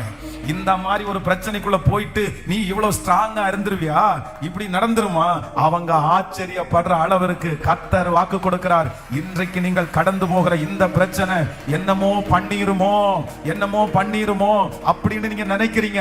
இந்த பிரச்சனை என்ன இப்படி நஷ்டப்படுத்திரும், இது என் உடம்ப கெடுத்துரும், இது இந்த மாதிரி ஒரு சூழ்நிலைக்குள்ள கொண்டு வந்து விட்டுரும். ஆனா கர்த்தர் வாக்கு கொடுக்கிறார், நான் அந்த அக்கினியிலிருந்து சோதனையிலிருந்து உன்னை நான் வெளியே எடுப்பேன். அந்த பிரச்சனைக்குள்ள நீங்க போவீங்க, அந்த சூழ்நிலைக்குள்ள நீங்க போவீங்க. கர்த்தர் உங்களை கற்றுக் கொடுப்பார், கர்த்தர் உங்களுக்கு வைராக்கியமா மாற்றுவார். ஆனா அந்த பிரச்சனை உங்களை ஒன்றுமே செய்வது இல்லை. ஹல்லேலூயா. முடி கூட கருகுவதே இல்லை. அது ஒண்ணும் பண்ணாது. இன்னைக்கு நீங்க சந்தித்திருக்கிற இந்த பிரச்சனை கர்த்தர் உங்களுக்கு கிருபையாய் வாக்கு கொடுக்கிறார். நீங்க இதுல இருந்து வெளியே வருவீங்க. ஆனா வெளியே வரும்போது என்ன இருக்காதுன்னா ஒரு சேதமுமே இருக்காது. ஹல்லேலூயா. ஒரு 20 years 20 வருஷம் தாண்டி யோசேப்பை சந்திக்கிறார்கள். யோசேப்பை வித்து போடும்போது என்ன நினைச்சாங்க அப்படின்னு சொன்னா, இவங்க கொண்டு போறவங்க அந்த பையனை என்ன பண்ண போறாங்களோ அப்படின்னா. யோசேப்பு ரொம்ப மெலிஞ்சிருப்பான், யோசேப்பு ரொம்ப தாடியெல்லாம் வளர்ந்து அசிங்கமா இருப்பான், யோசேப்பை பார்க்கறதுக்கே சகிக்காது அப்படின்னு நினைச்சுதான் சகோதரர்கள் இருந்திருப்பார்கள். ஆனா இங்க போய் யோசேப்பை பார்க்கும்போது நான் தான் யோசேப்பு அப்படின்னு சொல்லும் போது அவங்க நிறைய பேர் வாயை அடைச்சு போய் நின்னாங்களாம். ஏன் அப்படின்னா இவ்வளவு பெரிய பிரச்சனைக்குள்ள ஒரு மனுஷன் போயிட்டு இவ்வளவு ஃப்ரெஷ்ஷா இவ்வளவு பலனா அவங்க நிற்கிறத பார்த்து ஆச்சரியப்பட்டாங்க. நான் நம்புறேன் உங்களுக்கும் அதே மாதிரி கர்த்தர் செய்ய போறாரு. ஹல்லேலூயா.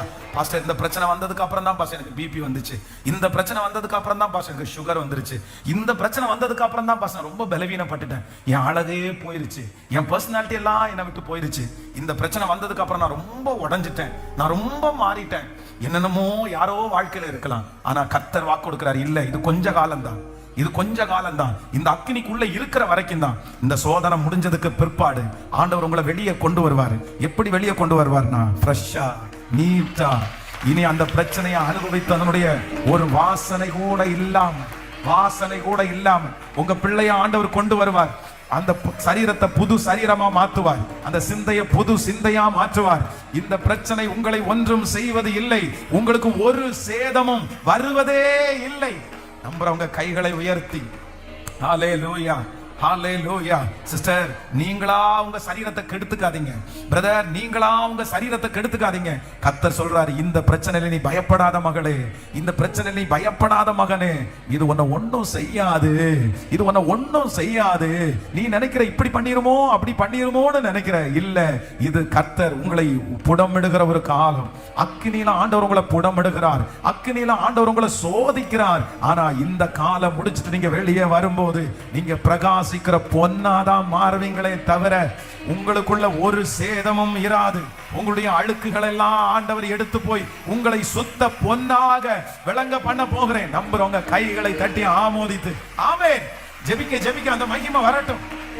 ஹல்லேலூயா, ஹல்லேலூயா. நமக்கு ஒரு சேதமும் வராது. சொல்லுங்க, ஒரு சேதமும் வராது.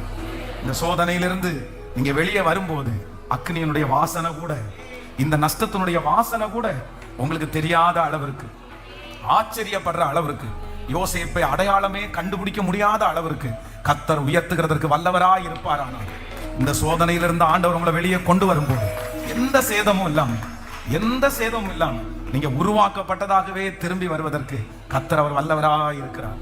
ஹல்லேலூயா. ஜெயில இருந்து வெளியே வரும்போது ஊழியம் செய்கிற ஊழியக்காரர்களை பார்த்தா, ஐயோ, சாப்பாடு இல்லாம மெலிஞ்சு போய் வருவாரோ, முகம் வாடலா வருவாரோ, அப்படியே உடஞ்சு போய் வருவாரோன்னு எதிர்பார்த்துட்டு இருந்தா, அவர் எப்படி வர்றாருன்னா ரொம்ப ஜாலியா அவ்வளவு சந்தோஷமா வர்றாரு. யாரெல்லாம் ஒண்ணும் இல்லப்பா, கர்த்தர் என் கூட இருந்தாருப்பா. நான் நம்புறேன், நீங்க எந்த பிரச்சனைக்குள்ள போனாலும் அந்த பிரச்சனை உங்களை என்ன பண்ணாதுன்னா ஒன்றும் சேதப்படுத்த, அந்த பிரச்சனைக்குள்ள இருக்கிற வரைக்கும் தான் அதனுடைய தாக்கம் இருக்கும். நீங்க வெளியே வந்துட்டீங்கன்னா அதனால எந்த சைடு எஃபெக்டும் இருக்காது. பக்கத்துல கையை பிடிச்சி சொல்லுங்க, சைடு எஃபெக்ட் இருக்காது. சொல்லுங்க, எல்லாரும் சொல்லுங்க, சைடு எஃபெக்ட் இருக்காது. உலகத்துல இருக்கிற டாக்டர் கொடுக்கிற மாத்திரையில சைடு எஃபெக்ட் இருக்கும். ஆனா ஆண்டவர் உங்களுக்கு ஒரு மாத்திரை கொடுப்பாரு, அந்த மாத்திரை சுகம் மட்டும்தான் படுத்துமே தவிர சைடு எஃபெக்ட் அதுல வரவே. ஆமென். நமக்கு ஒரு கடன் இருக்குன்னு வச்சுக்கோங்களேன், உலகத்துல இருக்கிற ஒரு பேங்க்ல போய் நீங்க கேட்டீங்கன்னா பேங்க்ல கடனை முடிச்சிருவாங்க. ஆனா என்ன இருக்கும்? கேட்கல. என்ன இருக்கும்? வட்டி கட்டணும்ல, சும்மா கொடுத்து தூக்கி பேசும்போது நல்ல சர்க்கரை ஆட்டம் தான் பேசுவாங்க. அப்படின்னா, ஐயோ சார் உங்களுக்கு பயங்கரமான லாபம் சார், உங்க கடனை நாங்களே அடைக்கிறோம் சார். ஏன் கடனை நீ எப்படி அப்பா அடைப்ப? ஒரு ஆதாயம் இல்லாம அடைப்பீங்களா? கணக்கு போட்டு பாத்தீங்க அப்படின்னு சொன்னா 50 லட்சம் கட்டுறதுக்கு நீங்க 1 கோடி ரூபாய் கட்டியிருப்பீங்க. அப்புறம் தான் தெரியும், ஐயோ இவ்வளவு பணத்தை கட்டினா அதுக்கு தான் சும்மா கொடுக்குற மாதிரி கொடுத்தீங்களா அப்படின்னு. அப்போ உலகத்துல எந்த ட்ரீட்மெண்ட் நமக்கு எந்த பிரச்சனைக்குள்ள போகும்போதும் அவங்க கொடுக்குற சொல்யூஷன் நமக்கு கண்டிப்பா என்ன பண்ணணும்னா ஒரு நஷ்டத்தை உண்டு பண்ணும். ஆனா ஆண்டவர் அப்படி அல்ல. கர்த்தர் நம்முடைய பிரச்சனையை தீர்க்கும் போது கண்டிப்பா சொல்றோம், உங்களுக்கு ஒரு நஷ்டமும் வரவே வராது, வரவே வராது. இது தீர்க்க தரிசனமான வார்த்தை. இந்த சத்தம் யாருக்காக ஆண்டவர் பேசுறாருன்னு தெரியல. பிரதர், இந்த பிரச்சனையில இருந்து கர்த்தர் உங்களை வெளியே கொண்டு வருவாரு. சிஸ்டர், இந்த பிரச்சனையில இருந்து ஆண்டவர் உங்களை வெளியே கொண்டு வருவாரு. அதுதான் கர்த்தர் வாக்கு கொடுக்கிறார். எரிகிற அக்கினி சூளைக்கும் ராஜாவினுடைய கைக்கும் உன்னை தப்புவித்து கர்த்தர் விடுதலையாக்குவாரு. ஆனா ஒண்ணு நீங்க நினைச்சுக்கங்க, இந்த பிரச்சனையிலிருந்து இத்தனை வருஷத்தை வீண் பண்றனே அப்படின்னு நினைக்காதீங்க. இந்த பிரச்சனையிலிருந்து நீங்க வெளியே வரும்போது திரும்பி பாத்தீங்கன்னா ஒரு சேதம் கூட உங்களுக்கு வராது. அதற்கு மாறாக நீங்க உருவாக்கப்பட்டிருப்பீங்க. ஹalleluya. சேனைகளின் கர்த்தர் நல்லவரே, சேதமின்றி காப்பவரே, பக்கபலம் பாதுகாப்பு, இக்கட்டில் இயேசுவே அடைக்கலம். கைகளை அசைத்து ஒரு ஹalleluya. ஆமென். கிட்டத்தட்ட 11 மாதங்கள் சாப்பிட்ட மருந்துக்கு அளவே இல்லை. அதான் யாராவது என்னுடைய சரீரத்தில் யாராவது கடிச்சாங்கன்னு வச்சுங்களேன், அவங்களுக்கு என்ன நாத்தம் வருதுன்னா மெடிசன் நாத்தம் தான் வரும். அந்த அளவுக்கு 11 மாதங்கள் மெடிசன் சாப்பிட்டுக்கிறேன் நான். அதான் ஒரு நாள் 24 மாத்திரை சாப்பிடுவேன். 24 மாத்திரை. அதுக்கு வெளியில கேரளாவில் அந்த ட்ரீட்மெண்ட் பார்த்தது 7 டைம் ட்ரீட்மெண்ட் பார்த்துருக்கேன். அவங்க ஒரு டைம் இல்லைன்னா 2 டைம், அவ்வளவுதான். 2 டைம் பார்த்தாங்கன்னா மஞ்சக்காமல சரியாகும். அதே கேரளாவில் 7 டைம் சாப்பிட்டுருக்கேன். அவங்க யாருக்குமே இந்த அளவுக்கு நாங்கள் கொடுத்ததில்லை, ஆனா எனக்கு சரியாகும். அப்படி உடம்பு முழுக்க அப்படின்னா அந்த யூரின் போகும்போது பாத்தீங்க அப்படின்னா ஃபுல்லா மெடிசன் ஸ்மெல்லா இருக்கும். நம்ம பாத்ரூம் போயிட்டு வெளியே வந்துட்டோம்னா நான் தான் பாத்ரூம் போனேன்னு தெரிஞ்சு. ஏன்னா அவ்வளவு மெடிசன், அவ்வளவு. எனக்கு நிறைய பேர் அப்படிதான் சொன்னாங்க, நீ இவ்வளவு மாத்திரை சாப்பிட்ற உனக்கு கிட்னி ஃபெயிலியர் வந்துடும், நீ இவ்வளவு மெடிசன் சாப்பிட்ற. நானே பயந்துட்டேன், ஏன்னா இவ்வளவு மாத்திரை நம்ம சாப்பிட்றோம், இவ்வளவு மெடிசன் சாப்பிட்றோம், நம்ம உடம்பு என்னத்துக்கு ஆகுறது? இந்த நோய் சரியானாலும் இந்த மாத்திரையுடைய எஃபெக்ட் நமக்கு பயங்கரமா இருக்கும் அப்படின்னு. ஆனா நான் விசுவாசிக்கிறேன், அந்த 11 மாதம் மட்டும்தான். ஆனா அந்த சோதனையில இருந்து ஆண்டவர் வெளியே கொண்டு வந்தார் பாருங்க. அதுக்கப்புறம் அந்த மாத்திரையினுடைய எந்த எஃபெக்டும் எதுவுமே சேதப்படுத்தவே இல்லை. இந்த பிரச்சனையினுடைய தாக்கம், இந்த பிரச்சனையினுடைய எஃபெக்ட் எனக்கு பல வருடம் நீடிக்கும் நீங்க நினைக்காதீங்க. இந்த பிரச்சனையினுடைய தாக்கம் எனக்கு 10 வருஷம் இருக்கும் பாஸ்டர், நான் சாகிற வரைக்கும் இது எனக்கு முள்ளாதான் பாஸ்டர் இருக்கும். இந்த பிரச்சனையினுடைய அந்த தாக்கம் என்ன பின்தொடரணும்னு நினைக்காதீங்க. இல்ல, ஆண்டவர் நினைச்சார்னா உன் வருத்தங்கள் யாவையும் மறக்கும்படி பண்ணுகிற கர்த்தர். உங்கள் வருத்தங்கள் யாவையும் மறக்கும்படி பண்ணுகிற கர்த்தர். இல்ல, கர்த்தர் இந்த வருடத்தோட அதை மறக்க பண்ணுவார், இந்த வருடத்தோட அதை தூக்கி போடுவார். ஆமென். இல்ல, இது பல வருடம் தொடராது பிரதர். இது தீர்க்க தரிசனமான வார்த்தை. இதனுடைய எஃபெக்ட் என்ன எங்க கொண்டு போய் விட்டுருமோன்னு நினைக்கிறீங்கல்ல. ஏசப்பா சரி பண்ணிட்டாருன்னா, ஏசப்பா சரி பண்ணும்போது வெறும் அந்த பிரச்சனையை மட்டும் சரி பண்ண மாட்டாரு, அவர் ஆணி வேரோட சரி பண்ணுவாரு. அந்த பிரச்சனையினுடைய ஆணி வேரிலிருந்து தூக்கி எடுத்து அஸ்திவாரத்திலிருந்து ரெடி செய்கிறவர், சரி பண்ணுகிறவர் கர்த்தர். கீழே இருந்து சரி பண்ணுகிறவர் கர்த்தர். ஹalleluya. எத்தனை பேர் விசுவாசிக்கிறீங்க? ஆமென். இது நிச்சயமாய் நடக்கும். இந்த அக்கினி சூளைக்கும் ராஜாவாகிய உம்முடைய கைக்கும் எங்களை தப்புவிக்கிறதற்கு அவர் வல்லவராய் இருக்கிறார். சோ இந்த தானியேல் 3ஆம் அதிகாரத்துல கடைசி ஒரு காரியத்தை கூட சொல்லி நான் ஜெபித்து முடிக்க போறேன். ஆமென். வாசிக்கலாம். நீங்கள் 3ஆம் அதிகாரத்தினுடைய 22வது வசனத்தை வாசிக்கலாமா? 3ஆம் அதிகாரம் 22வது வசனத்தையும் 26வது வசனத்தையும் வாசிக்க போறோம். ஆமென். 22 ராஜாவின் கட்டளை கடுமையா இருந்ததினாலும் சூளை மிகவும் சூடாக்கப்பட்டபடினாலும் அக்கினி ஜுவாலையானது சாத்ராக், மேஷாக், ஆபேத்நேகோ என்பவர்களை தூக்கி கொண்டு போனவர் புருஷரை கொன்று போட்டது. அடுத்து 26வது வசனத்தை வாசிக்கலாமா? அப்பொழுது நேபுகாத் நேச்சார் எரிகிற அக்கினி சூளையின் வாசல் அண்டைக்கு வந்து உன்னதமான தேவனுடைய தாசராகிய சாத்ராக், மேஷாக், ஆபேத்நேகோ என்பவர்களே, நீங்கள் வெளியே வாருங்கள் என்றான். அப்பொழுது சாத்ராக், மேஷாக், ஆபேத்நேகோ என்பவர்கள் அக்கினியின் நடுவில் இருந்து வெளியே வந்தார்கள். ஆமென். கவனிங்க, 22வது வசனம் சொல்லுது, அவங்க அந்த அக்கினி சூளை எரிஞ்சிட்டு இருக்கும் போது இவங்களை குண்டு கட்டா தூக்கிட்டு போனாங்க பாருங்க. கொண்டு போய் எங்க போட போனாங்க? பக்கத்துல போயிருக்க மாட்டாங்க. நம்ம இந்த ஆத்துல குளிக்கும் போது பாத்தீங்கன்னா 2 பக்கம் 2 கையை பிடிச்சு 2 காலை பிடிச்சு அப்படியே நல்லா அசைச்சு தூக்கி போடுவாங்க பாருங்க. இவங்க அப்படிதான் பண்ணிருப்பாங்க, 2 பேரா போய் பக்கத்துல. ஆனா இவங்கள பக்கத்துல அந்த தீல கொண்டு போனவங்க ராஜாவுடைய கட்டளை இல்ல, அவங்க மாற முடியாது. அவங்க கொடுத்திருக்கிற டியூட்டியை செஞ்சுதான் ஆகணும், தன்னுடைய உயிரை பணைய வச்சு செஞ்சுதான் ஆகணும். என்ன நடந்துச்சாமா, கொண்டு போனவங்க என்ன பண்றாங்கன்னா செத்துட்டாங்க. தூக்கி உள்ள போனவங்க செத்துட்டாங்க. ஏன்னா அந்த அக்கினி நமக்கு எப்பவுமே தெரியும், இந்த கேம்பெல்லாம் வைக்கும் போது பாத்தீங்கன்னா நெருப்ப கொழு இருக்கும்போது அவ்வளோ நமக்கு கதகதன்னு எரியும் உடம்பெல்லாம். ஊட்டியிலையா இருந்தாலுமே அந்த சூடு நல்லா இருக்கும், ஆனா ரொம்ப சூடாயிடுச்சுன்னா நம்மளால ஒண்ணும் பண்ண முடியாது. அந்த மாதிரி ஒரு சிச்சுவேஷன். ஆனா 26வது வசனம் சொல்லுது, இப்போ அக்கினி 7 மடங்கு அக்கினி தண்ணீர் பட்டது மாதிரி அப்படி ஒண்ணும் இல்லாம போயிருச்சு. நேபுகாத் நேச்சர் சொல்றாரு, சாத்ராக் மேஷாக் ஆபேத் நேகோ என்பவர்களே, நீங்கள் வெளியே.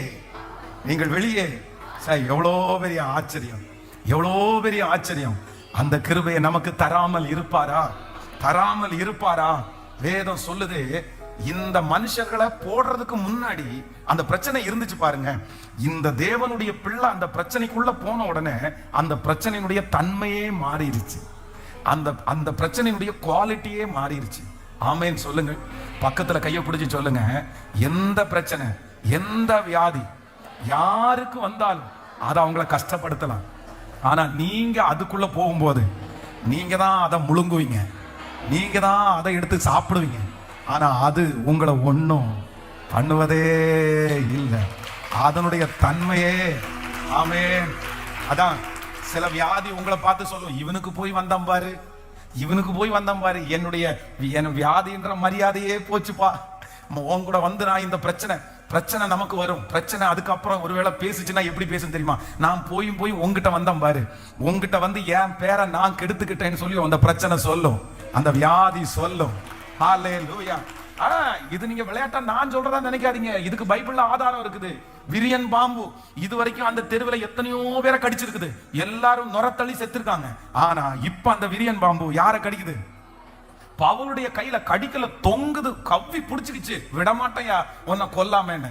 ஆனா வேதம் சொல்றது, அடுத்த ஃபர்ஸ்ட் விரியன் பாம்பு, அடுத்து விஷ பூச்சி, 3வது பூச்சி. அவ்வளவுதான். அது அப்படியே உதறி தீக்குள்ள போடும்போது போய் உன் கையை பிடிச்சான் பாரு, என்னுடைய மரியாதையே போயிடுச்சு. நான் நம்புறேன் அந்த அளவுக்கு ஏசாமி உங்களை உருவாக்க போறாரு, அந்த அளவுக்கு உங்களை ஸ்ட்ராங் பண்ண போறாரு, உங்களை தைரியப்படுத்த போறாரு. பிரச்சனையை பார்த்து நீங்க பயப்பட மாட்டீங்க, பிரச்சனை உங்களை பார்த்து பயப்படும். எவ்வளவு பெரிய பிரச்சனைகள் வந்தாலும் உங்களுக்குள்ள அது வந்துச்சுன்னா அதனுடைய தன்மையை இழக்கும். உங்கள்கிட்ட இருக்கிற அபிஷேகம், உங்கள்கிட்ட இருக்கிற வல்லமை, ஆமென், உங்கள்கிட்ட இருக்கிற ஆண்டவருடைய வார்த்தை அந்த பிரச்சனையை அப்படியே ஒண்ணும் இல்லாம விசுவாசிக்கிறவங்களுக்கு அப்படியே நடக்கும். இது கர்த்தருடைய வார்த்தை, ஆமென். அந்த பிரச்சனையுடைய அட்மாஸ்பியரையே கர்த்தர் உங்க மூலமாய் என் மூலமாயும் மாற்றுகிறதற்கு கர்த்தர் வல்லவராய் இருக்கிறார். ஹல்லேலூயா. ஆமென். வேதம் சொல்லுகிறது, இந்த அக்கினி சூளை இந்த இடத்துல அதனுடைய இதுவரைக்கும் கொண்டு போன எல்லாரையும் முழுங்கிருச்சு, கொண்டு போன எல்லாரையுமே எரிச்சு சாம்பல் ஆயிருச்சு. ஆனா இவங்க போன உடனே அதை விட பவர் யார் மேல இருக்குது? இவங்க மேல இருக்குது. அதை விட அக்கினி இங்க எரிஞ்சிட்டு இருக்குது. அதனால அந்த அக்கினி இப்ப என்ன ஆயிடுச்சுன்னா அது ரொம்ப டல் ஆயிடுச்சு. ஆண்டவருடைய பிள்ளைகள் அந்த இடத்துல உயர்ந்தார்கள். ஹல்லேலூயா.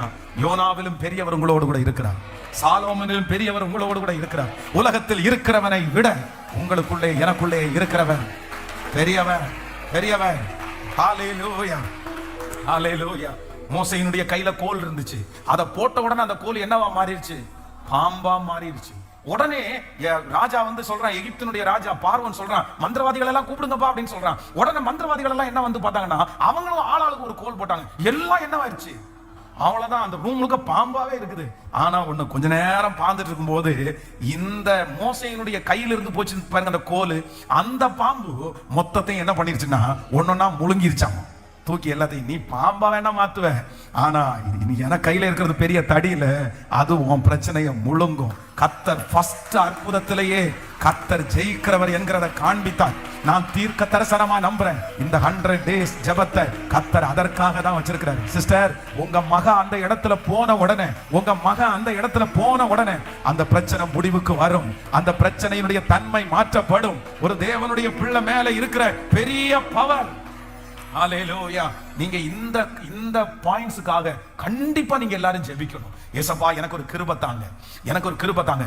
உலகத்துல இருக்கிற யார் அந்த பிரச்சனையில போனாலும் அந்த பிரச்சனை அவங்கள வந்து பாதிச்சிருக்கலாம், ஆனா நான் போய் நிற்கும் போது நான் தான் அந்த பிரச்சனையை பாதிக்கணுமே தவிர அது என்ன பாதிக்க கூடாது.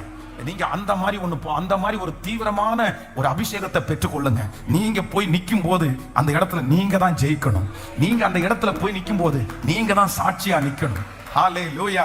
அந்த சண்டை போட வந்த பிசாசு வெட்கப்பட்டு போகணும். அந்த பிரச்சனை பண்ண வந்த நபர் வெட்கப்பட்டு போகணும். ஏன்னா உங்க முன்னாடி அது சாம்பலாகும், உங்க முன்னாடி அது நிர்மூலமாகணும். ஹல்லேலூயா. அக்கினி சூளைக்கும் ராஜாவாகிய உம்முடைய கைக்கும் எங்களை தப்புவிக்கிறதற்கு கர்த்தர் வல்லவராய் இருக்கிறார். ஆமென். ஹல்லேலூயா. எரிகிற அக்கினி சூளைக்கும் ராஜாவாகிய உம்முடைய கைக்கும் தப்புவிக்கிறதற்கு கர்த்தர் வல்லவராய் இருக்கிறார். இந்த வாக்கு தத்தத்திற்காக ஒரு விசை கூட கரங்களை தட்டி அப்பாவை நோக்கி ஆமென். இந்த வாக்கு தத்தத்தை சொல்லிட்டே எழுப்பி நிற்கலாமா? இன்றைக்கு ஆண்டவர் தானியேல் எழுதின தீர்க்க தரிசன புஸ்தகத்தினுடைய 3வது அதிகாரத்திலே நம்மோடு பேசினார். நாங்கள் ஆராதிக்கிற எங்கள் தேவன் எங்களை தப்புவிக்க வல்லவராய் இருக்கிறார். சொல்லுங்க, ஒரு 10 டைம் சொல்லுங்க. நான் ஆராதிக்கிற என் தேவன் எங்களை தப்புவிக்கிறதற்கு. சொல்லுங்க சொல்லுங்க சொல்லுங்க, திரும்ப திரும்ப சொல்லுங்க. நான் ஆராதிக்கிற என் தேவன் நீர் என்னை தப்புவிக்கிறதற்கு நீர் வல்லவராய் இருக்கிறீர். எரிகிற அக்கினி சூளைக்கும் ராஜாவினுடைய கைக்கும் என்னை நீங்களாக்கி விடுவிக்கிறவர் என்னோடு கூட இருக்கிறார். திரும்ப திரும்ப சொல்லிக்கொண்டே, நான் ஆராதிக்கிற என் தேவன் என்னை தப்புவிக்க வல்லவராய் இருக்கிறார். திரும்ப திரும்ப ஆமென். சிங்க கெவி ஆனாலும் சூளை நெருப்பானாலும் என்னை நடத்துகிறதற்கு இந்த வார்த்தையை அறிக்கை செய்யுங்க. நான் ஆராதிக்கிற என் தேவன். எஸ், ஆன்லைன்ல இருக்கிற ஆண்டவருடைய பிள்ளைகளும் சொல்லுங்க, நான் ஆராதிக்கிற என் தேவன் என்னை தப்புவிக்கிறதற்கு வல்லவராய் இருக்கிறார். எத்தனை பேர் விசுவாசிக்கிறீர்கள்? கைகளை அசைத்து ஹல்லேலூயா. ஆமென் ஆமென் ஆமென். 7 மடங்கு நெருப்பானாலும் நீங்க வெளியே வருவீங்க. 7 மடங்கு பிரச்சனை ஆனாலும் நீங்க வெளியே வருவீங்க. யாருக்குமே இல்லாத பிரச்சனை ஆனாலும். ஹல்லேலூயா. பாருங்க, லட்சக்கணக்கான பேர் சுத்தி நிக்கிறாங்க. ஒருத்தர் கூட இந்த பிரச்சனைக்குள்ள போனதே இல்லை. நிறைய பேர் இந்த பிரச்சனைக்குள்ளே போனதில்லை. ஆனா அவங்களுக்கு வராத ஒரு பிரச்சனை இந்த தேவ பிள்ளைகளுக்கு வருது. அதே போல அந்த பிரச்சனைக்குள்ள போன யாரும் உயிரோடவே வரல. ஆனா வேதம் சொல்லுது, சாத்ராக் மேஷாக் ஆபேத்நேகோ என்பவருடைய தேவன் யாரும் சந்திக்காத பிரச்சனையை சந்திக்க வச்சு, யாரும் வர முடியாத பிரச்சனையிலிருந்து வெளியே. பிரதர், சிஸ்டர், உங்க குடும்பத்துல உங்க வம்சத்துல யாருமே போகவே போகாத பிரச்சனைக்குள்ள கர்த்தர் உங்களை கொண்டு போவாரு. ஆனா அந்த பிரச்சனையிலிருந்து நீங்க வெற்றியோட திரும்பி வருவீங்க. வெற்றியோட திரும்பி வருவீங்க. அந்த பிரச்சனை அழிக்கிறதுக்கு என் ஃபேமிலில யாருமே பார்க்காத ஒரு பிரச்சனைக்குள்ள நான் போறேனே, அத்தனை லட்சம் பேரும் போகாத ஒரு பிரச்சனை எனக்கு வந்திருக்குது. அதுதான் கர்த்தருடைய பிள்ளை. அதுதான் கர்த்தருடைய பிள்ளை. அந்த பிரச்சனைக்குள்ள போனவங்க வெளியே வெற்றியா திரும்பி வரலனாலும் உங்களை கர்த்தர் கொண்டு வருவார். உங்களை கொண்டு வருவார். நீங்களும் நானும் ஆராதிக்கிற தேவன் நம்மை தப்புவிக்க, சொல்லுங்க, தப்புவிக்க வல்லவர். தப்புவிக்க வல்லவர். ஹல்லேலூயா. எவ்வளவு பெரிய பிரச்சனைக்குள்ள போனாலும் ஒரு சேதமும் இல்லாம நீர் எங்களை கொண்டு வர போகிறதற்காக நன்றி. எங்க பிள்ளைகளை கொண்டு வர போகிறதற்காக நன்றி. இந்த 60 நாட்களும் உங்க பிரசன்னம், உங்க வார்த்தை எங்களை நிறைச்சு நடத்திட்டே இருக்கிறதற்காக, ஒரு பெரிய நோக்கத்திற்கு நேராய் நீர் எங்களை கொண்டு போய் கொண்டிருக்கிறதற்காய் நன்றி அப்பா, நன்றி அப்பா, நன்றி அப்பா. Thank you Jesus, thank you Holy Spirit. ஒவ்வொரு பிள்ளைகளுக்காக ஜெபிக்கிறேன் ஆண்டவரே. உம்முடைய மகிமை எங்க பிள்ளைங்க தலைமையில வைக்கப்படட்டும் ஐயா, வைக்கப்படட்டும் ஆண்டவரே. எரிகிற அக்கினி சூளைக்கும் ராஜாவாகிய உம்முடைய கைக்கும் அவர் தப்புவிக்கிறதற்கு வல்லவராய் இருக்கிறார். ஆண்டவரே, உம்முடைய ஊழியக்காரனாகிய நான் உங்க பிள்ளைகளுக்காக திறப்புல நிக்கிறேயா, ஜெபம் பண்ற ஆண்டவரே. ஏசப்பா, என் பிள்ளை அந்த இடத்துல இருந்து நீங்க வெளியே கொண்டு வரணும். என் குடும்பத்தை அந்த சூழ்நிலையிலிருந்து வெளியே கொண்டு வரணும். அந்த பிரச்சனை மேற்கொள்ள கூடாது, அந்த பிரச்சனை அழிச்சிட கூடாது.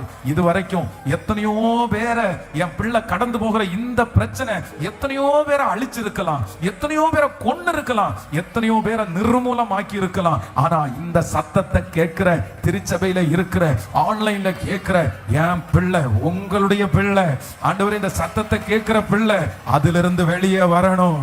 சாத்ராக், மேஷாக், ஆபேத்நேகோவை போல அப்படியே ரொம்ப அழகா தைரியமா அந்த அக்னி ஜுவாலையிலிருந்து காலடி எடுத்து வச்சு என் பிள்ளை வெளியே வரணும். இந்த 100 நாள் ஜபத்திற்குள்ள கைபிடிச்சு நீ வெளியே கொண்டு வரணும்.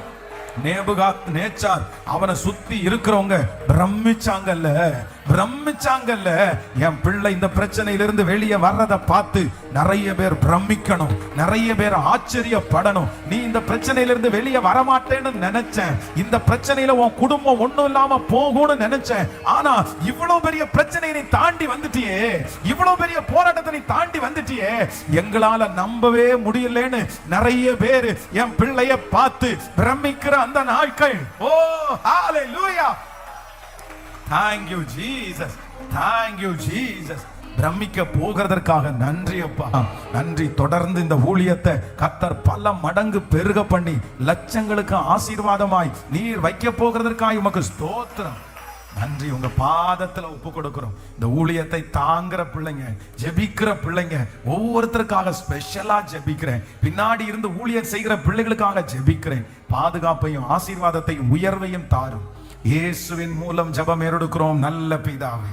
என் ஆத்துமாவே கர்த்தரை ஸ்தோத்திரி, என் முழுவதுமே பரிசுத்த நாமத்தை ஸ்தோத்திரி. என் ஆத்துமாவே கர்த்தரை ஸ்தோத்திரி. கர்த்தர் செய்த சகல உபகாரங்களையும் மறவாதே. நம்முடைய ஆண்டவராகிய இயேசு கிறிஸ்துவின் கிருபை, பிதாவாகிய தேவனுடைய அன்பு, பரிசுத்த ஆவியானுடைய அந்யோன்ய ஐக்கியம் நம்மனோடும் இன்றும் என்றும் சதா காலம் கூட இருப்பதாக. ஆமென். ஹல்லேலூயா, ஹல்லேலூயா, ஹல்லேலூயா.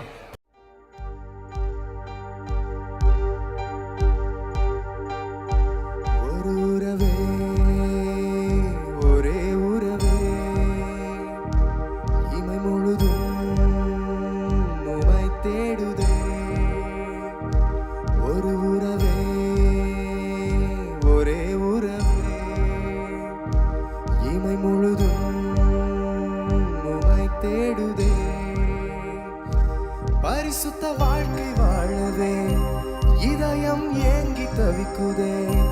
உலகம் கண்ட நாள் முதல் பாவம் என்னை இழுக்குதே. பரிசுத்த வாழ்க்கை வாழவே இதயம் ஏங்கி தவிக்குதே. உலகம் கண்ட நாள் முதல் பாவம் என்னை இழுக்குதே. ஒரு உறவே, ஒரே உறவே, இமை முழுதும் உமை தேடுதே. ஒரு உறவே, ஒரே உறவே, இமை முழுதும் உமை தேடுதே.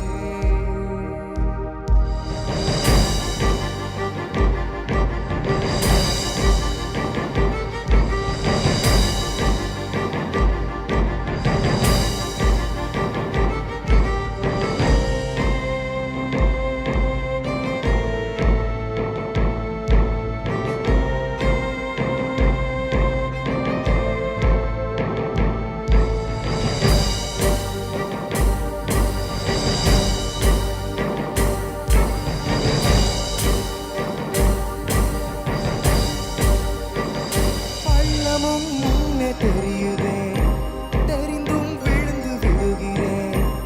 எல்லாம் அறிந்தும் நீரனை உமக்காய் தெரிந்து கொண்டிரேன். பள்ளமும் முன்னே தெரியுதே, தெரிந்தும் விழுந்து விழுகிறேன். எல்லாம் அறிந்தும் நீரனை உமக்காய் தெரிந்து கொண்டிரேன். ஒரு உறவே, ஒரே உறவே, இமை